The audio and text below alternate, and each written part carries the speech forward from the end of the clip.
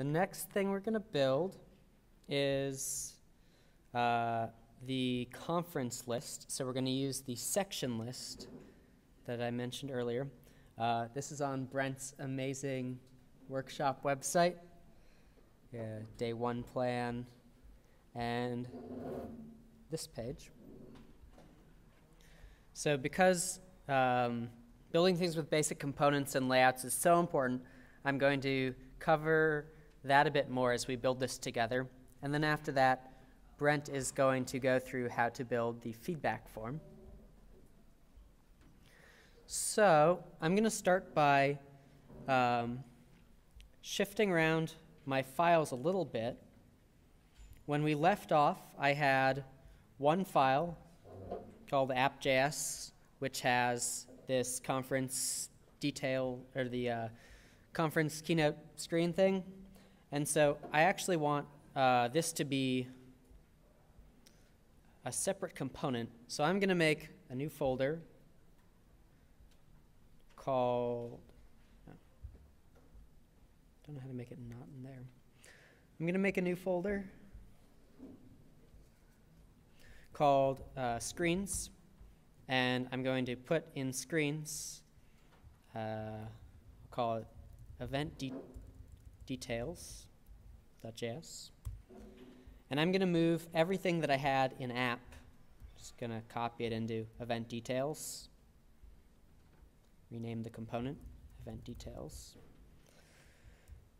And then from app now, instead of building out this screen, I'm just going to import my new event details screen from screens, event details. And I'm going to have it be the only thing that this component renders.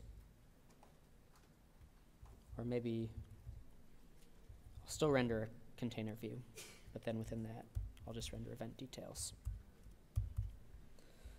So I don't need the image size, and I don't need most of these styles anymore. And the reason I'm doing this is so that we can add another screen. So I now have event details, which is what I had before. And let me paste this new screen into Slack.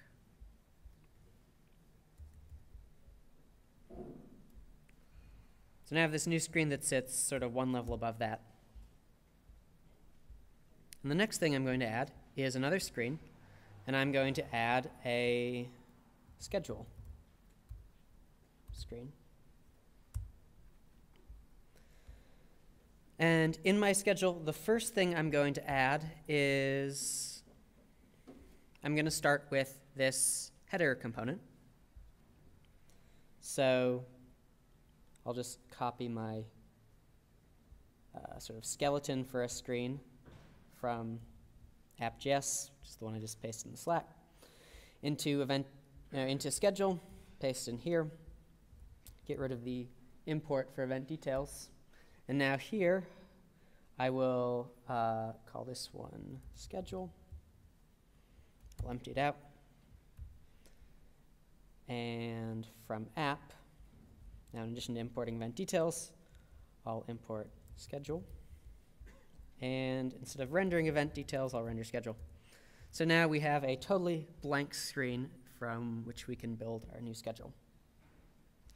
So I'm going to start with the image background that sits at the top of the screen. And the way I want this image background to work is I want it to be able to hold other content, and I want it to expand vertically as I put more content inside it. So in my one view that I have so far, that's just Flex 1, I'm going to add an image component.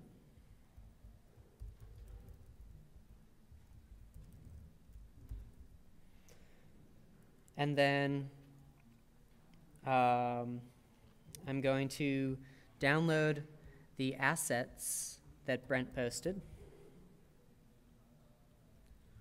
from the course website. Here in image assets. And I'm going to take this hero image and drag it into the assets folder I made earlier. There it is. Back to my schedule.js file. So now I can say source equals require assets hero.png. Hopefully that'll show up. There it is. Cool. And you'll notice that the image is wider than the screen size.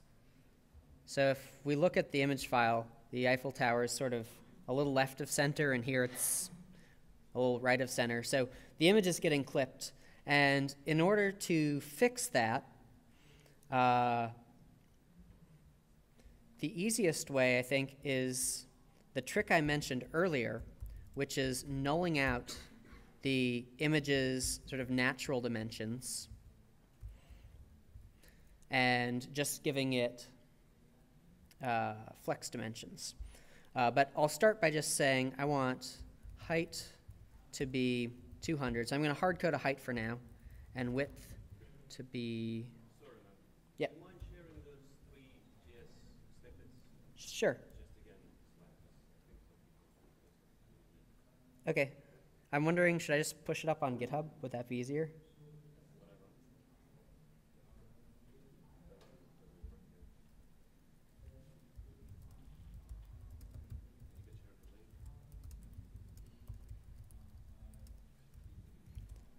Okay.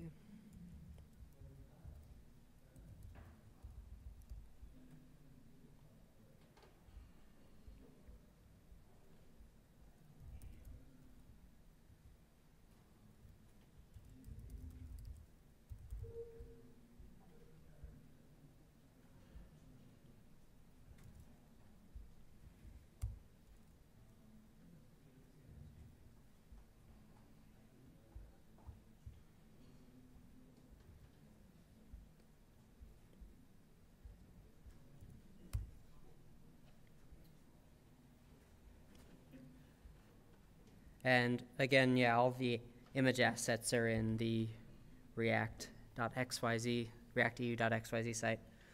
So I just posted to GitHub project so far. To recap, I have this top-level component in app.js, and that imports schedule from the screens folder. In screens now, I have 2 things. I have event details, which is what we wrote before the break. And I have schedule, which is what I'm writing right now. Feel free to copy and paste these into your project, or you can even clone my GitHub repo if you want.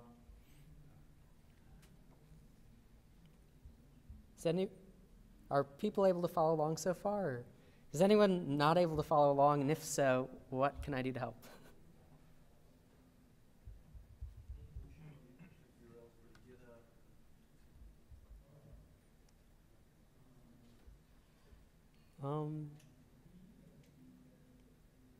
Is this the right Slack channel? Or, yeah? Okay. All right, I'm going to keep going then, but yes, please stop me if I'm going too fast or if there are things I need to post.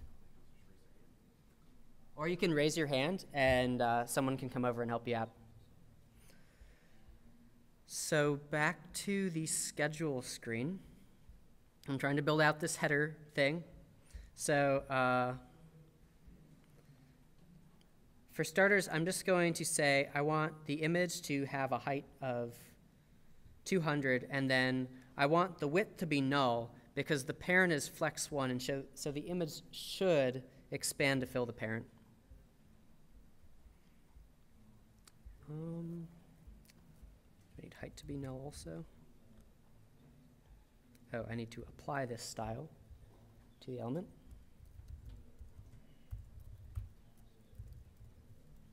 There we go. So I have a fixed height. I set the width to null. This is basically saying just flex to fill the parent and yeah, have a specific height. So what else is on this screen? So next, I'm going to add the React Europe logo and the words React Europe. So you can actually add other content inside images. There's sort of like a view just optionally with an image background, pretty much like on the web with background image. So inside my image element in schedule, which is this background image, I'm going to add another image, which is the logo. And I'll say style equals styles.logo, which I'll write in a minute. And source equals, now I've got to go download the asset for that. Here's 1x, 2x, and 3x, which is cool. So I'm going to drag in these logo assets.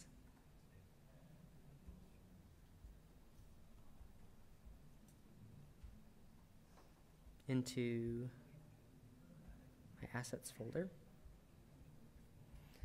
And now in my new image, I'm going to require logo.png.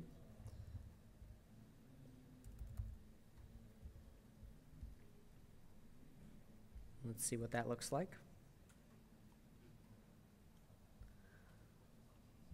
I needed to make it a relative path.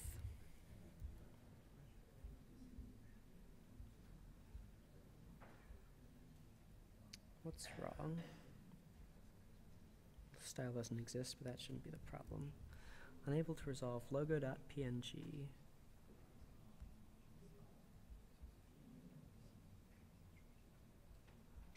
Could find hero okay.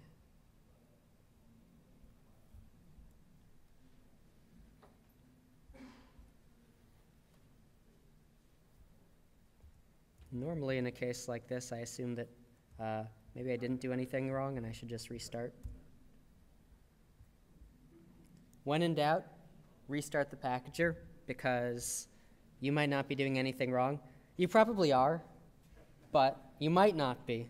And so it's worth just restarting so that you don't feel terrible about not thinking of that right at the beginning. Anyway, so now I have the React logo, and I'm going to make a style for it. So I'll call it logo. I'm going to, looks like it's pretty much a square, so I'm just going to make it a square because that's easy. Make it 40 by 40. Style equals styles.logo, hooking up those two things. No thanks, I don't want to update Java. And notice it's in the top left now. So the next thing I'm going to do is choose a layout for this image background. And I want everything to be aligned sort of in the center of this thing, but I want the elements to be in a column. So if I were to go to React Native Express and just play around with it, isn't that sort of a useful way to choose a layout? This little example here. I want my primary axis to be column, and then, yeah, I think I just want everything centered. So I'll have a justify content center and an align item center. So let me pull that up. So I'm going to say flex direction defaults to column, so I don't need to specify that, but I'll say justify content center and align items center. And so now the React logo is in the very center. It's getting cut off a little, so.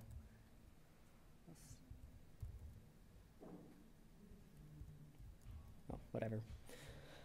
So the React logo is in the center now. Next, I will add the text below it that says, think React Europe conference or something. If I save that, we can see that appear. Here's where you can see that the text weirdly has a background color. This is because it's inheriting the parent's background color, but the parent is an image, so you don't see its background color. So it's all kind of strange and misleading in my opinion, but nonetheless, we have to deal with that. So I'll make a style for the text called title. I'll say I want the background color to be transparent, and I want the color of the text to be white with a font size of 24. So when I add this style to my text, styles.title, we'll see that the background of the text is now transparent. So when I'm writing code, most of the time my text has a background color transparent, just so it sort of normalize it to that. And they'll also add on the logo a margin bottom of 10.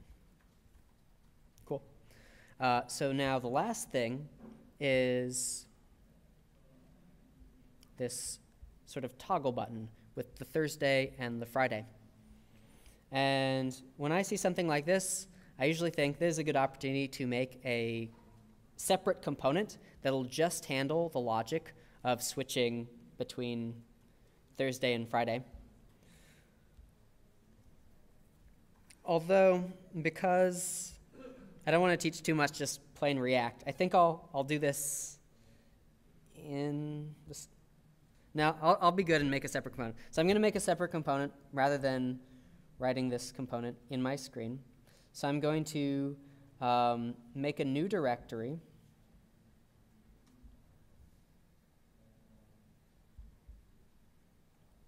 called components. And inside that, I'm going to add a component called toggle button. And if you haven't been following along thus far, let me just paste what I have so far into Slack.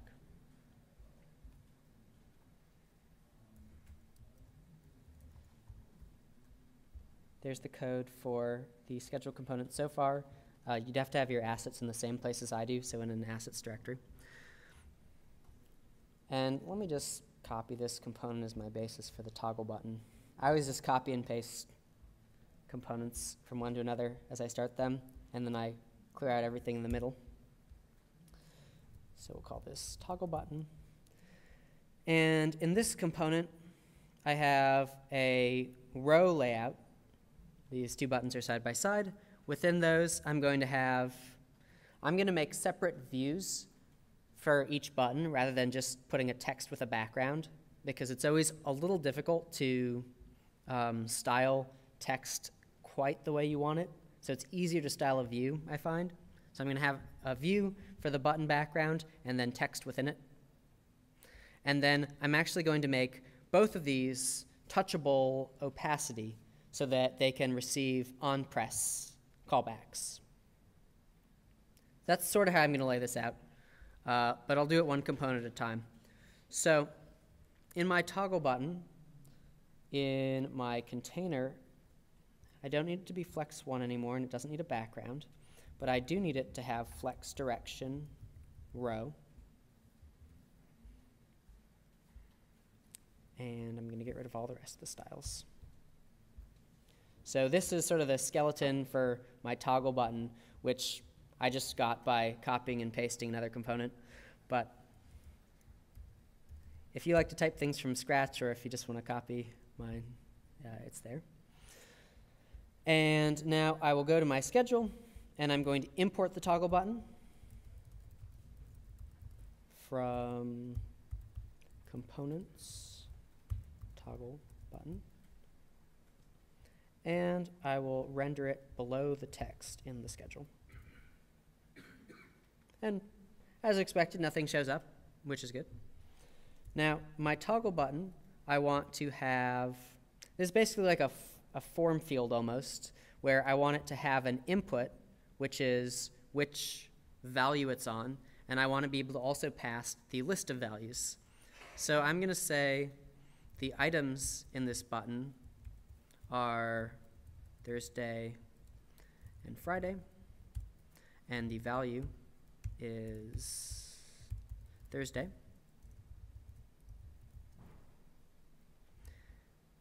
And now when I go into my toggle button, I should have these two props, items and value. So I'll grab those off of this .props. Now I'm going to have a helper function called render item. I'm doing this pretty much just like you would do a list, where it takes an item and it returns, in this case, a view with text in it, the text being the item that I've passed in. And now in my render function, I'm going to say I want to take the items that were passed in as props, I want to map them through this .render item. So just taking a list of props, mapping them into view items, and displaying the text of the item. So you can see now it says Thursday and Friday. I'm getting a warning about not including a key, so I'll add a key to the elements in my list, which I'll just use the item's text. You'll notice again that the text has this annoying white background, but in this case, if I put a background on the enclosing view, the text should pick that up. So I'm going to make a style for the button, and my background will be purple. It'll have a height of 30. I want the text to be centered in the button, so I'm going to do justify content center and align items center. Using both of these means it doesn't matter whether my button is a row layout or a column layout, everything in it will always be centered. And then I want a horizontal padding, or a padding horizontal of 20. So this is what my button will look like. And now while I'm at it, I'll make a style for my button text, which is called text. I want the text to be white, and I want it to be size 16. These are the two styles I just made for the button and the text. Now let's add them. So in the item, style equals styles.button. And in the text, style equals styles.text. Background is not a valid property. That is true. It's background color. So now I have these kind of button-looking things. Let's see. I want them to have a border radius of 15 because the button was 30 pixels tall. It's looking a little better. I want there to be a margin above it, but that'll add in schedule, so I won't do that right now. And I want them to be separated by a margin. So the sort of hacky but clever way I usually make margins between list items like this is the list map passes the item. It also passes the index and the entire list when calling render item. So I would expand, or I would make the styles of this view an array, and then I'll also add a dynamic style that says I want a margin left only when the index of the current item is not 0. So this will say any element that is not the 0th item should have a margin left of 10. So if I had more buttons after this, maybe I have 3 or 4, number 2, 3, and 4 will all have a margin left. So this is a great example of using dynamic styles when you couldn't specify something like this from just one style. So okay, so I have 2 buttons now. They don't press yet, so I'm going to add a touchable opacity around them. Yep. Yeah.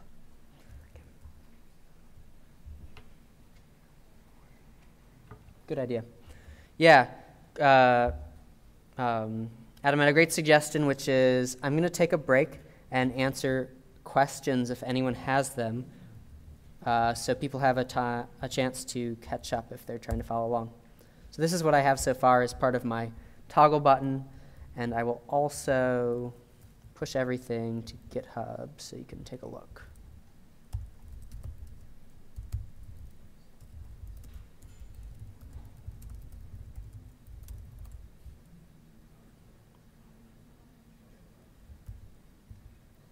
I can't remember if that's actually the same repo. I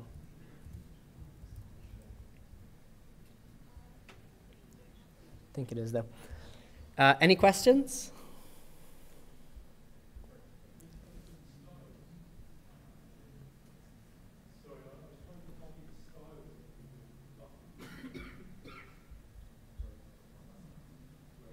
Okay.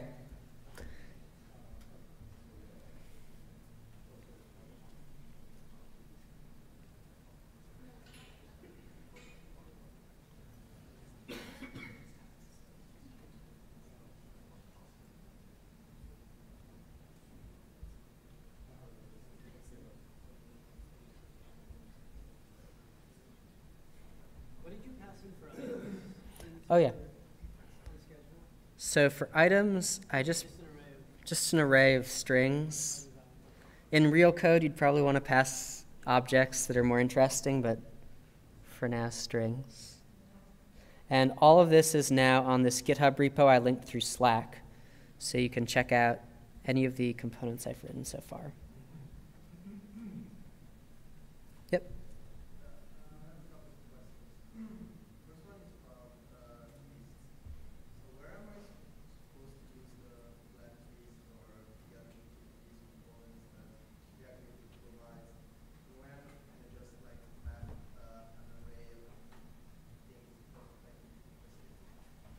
Good question. I'd say it's all about performance, because mapping an array of things is always going to be a little easier, or is mostly going to be a little easier, and just using a scroll view like that. So if you're dealing with like 10 or fewer items, you can just use a scroll view or mapping, I'd say. And if you're dealing with more than 10, basically if things are starting to go off screen, then you'll gain like a huge performance improvement, because like the list view won't actually render the things that are off screen. Yeah.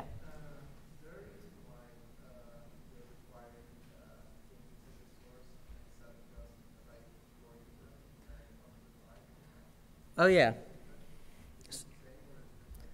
It's definitely the same as requiring them at the top of the file.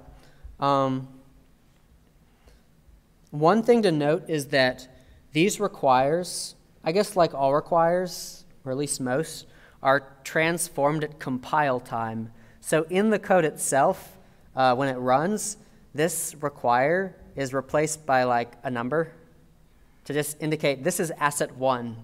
And React Native knows what to do with that. So there's no like runtime cost to continually reevaluating this require.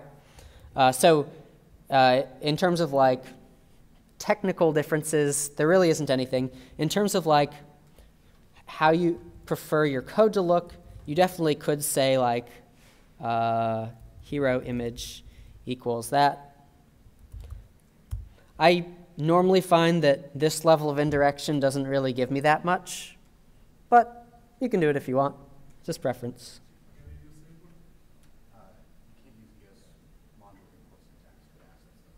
Right. I believe you can't use ES module import for assets, but I can't verify that because that was how it was ages ago. And it works? Yeah. So you can use import for assets, but it'll only ever have a default export. So you're not really getting anything from it other than it looks cool.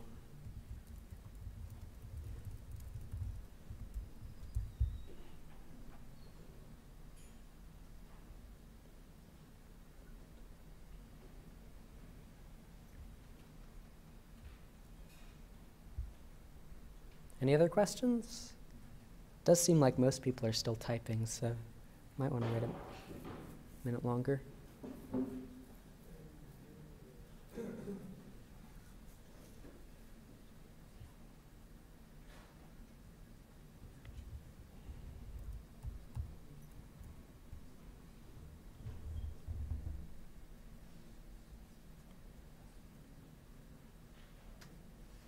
Yep.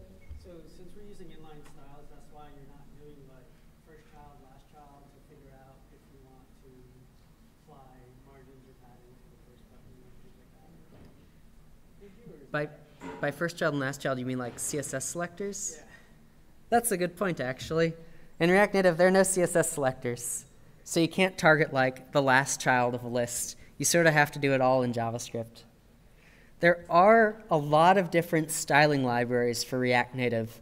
I would say they're not that commonly used, but you can, if you want to, have CSS files that just get transformed at compile time into stylesheet.create calls. And there are even sort of runtime libraries that let you have like selectors that can refer to lots of different kinds of elements or do things like first child and last child. I don't see people use those almost ever, really. The only exception is there's this pretty popular UI library, and we'll talk about all these UI libraries and stuff later, called Shoutem.io. And it's just a component collection for React Native. But we'll talk about component collections tomorrow. So these guys use like CSS-like syntax under the hood, but it's kind of weird.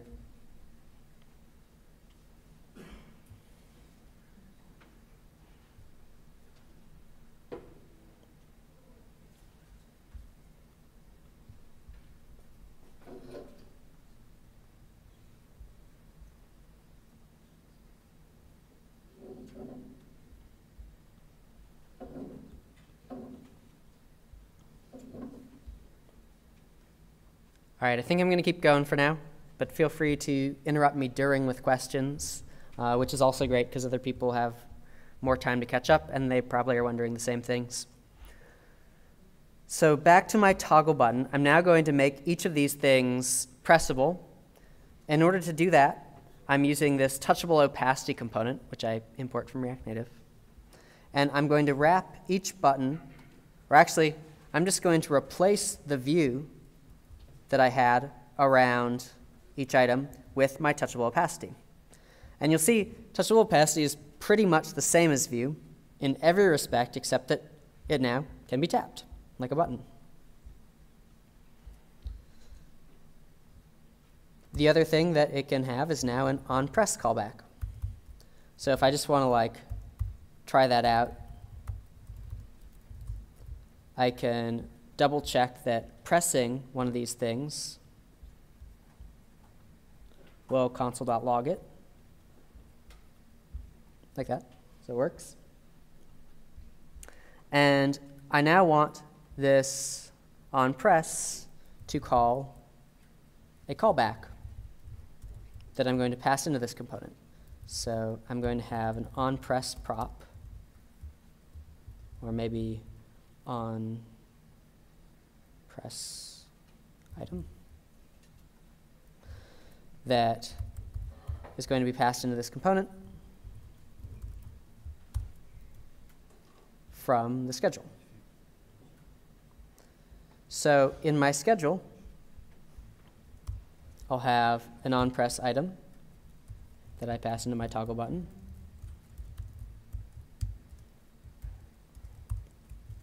That'll take as a parameter the item, so I know what I've pressed. So I've got to bind that. So binding the current item in the list to my callback. I'm getting an error because I'm not passing any callback yet.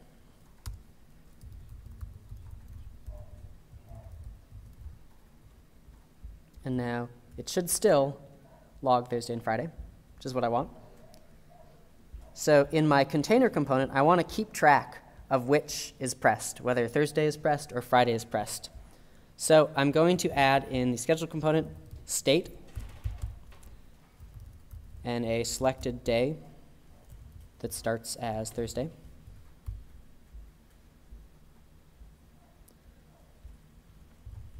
So now I'll grab my selected day from this dot state and set it to the value of the toggle button.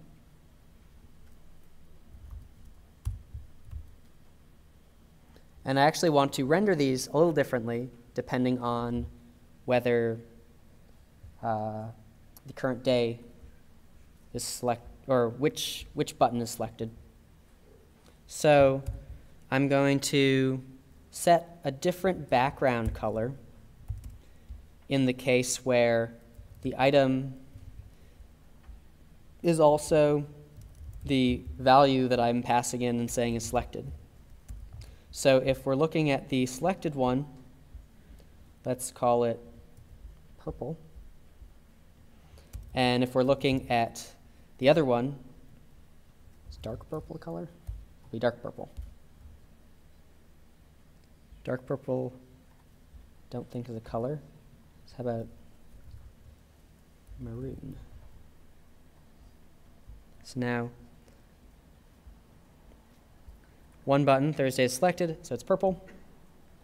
If I go into my schedule again, instead of this onPress item just console.logging, I now want to select the current day so that it changes both the content in the list, which isn't there yet, but also just the color of the button.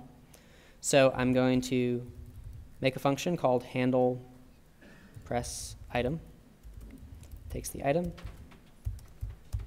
and calls this dot set state, setting selected day to item.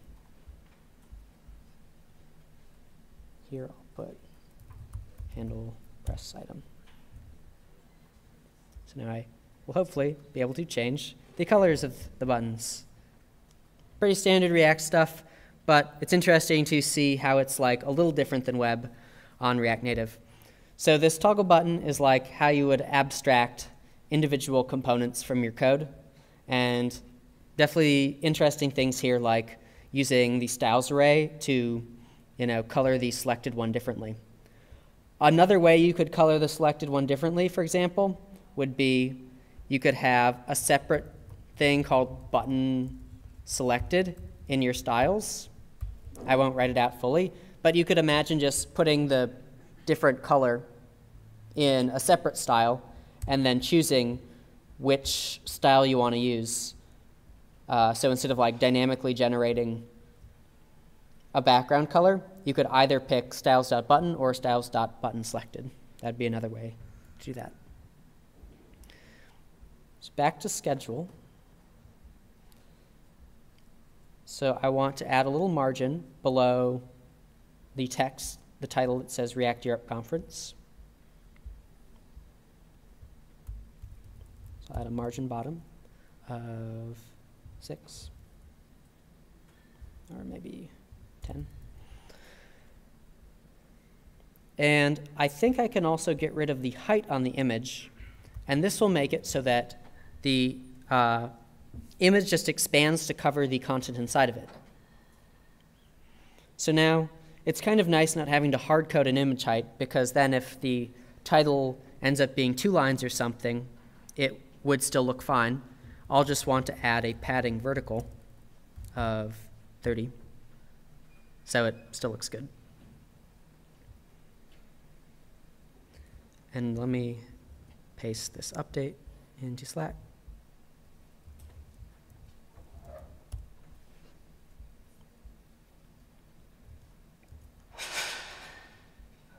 So far, we've done the schedule component, which has this image background, the logo, the text, and our toggle button.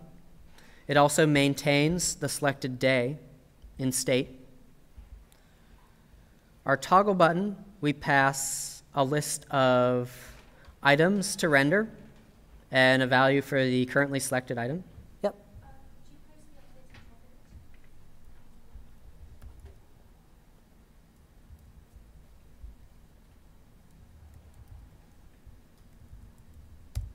There's toggle button. I'll also push it to my GitHub. here.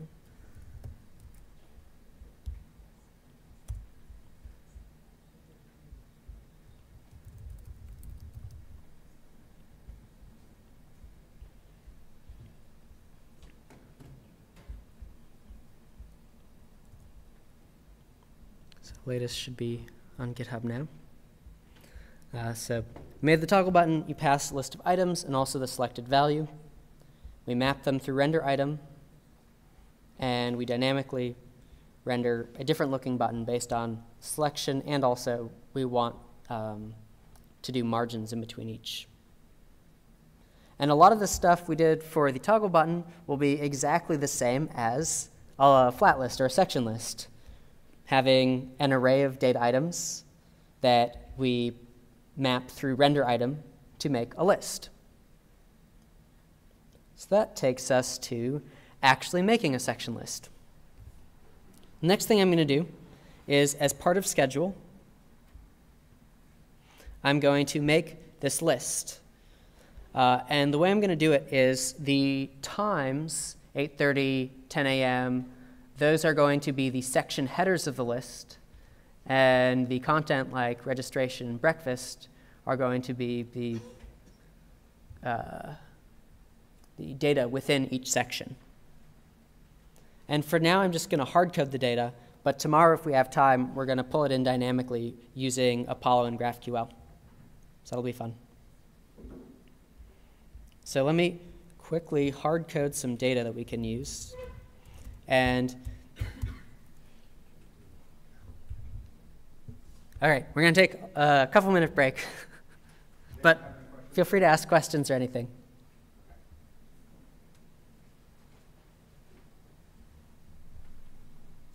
Yep.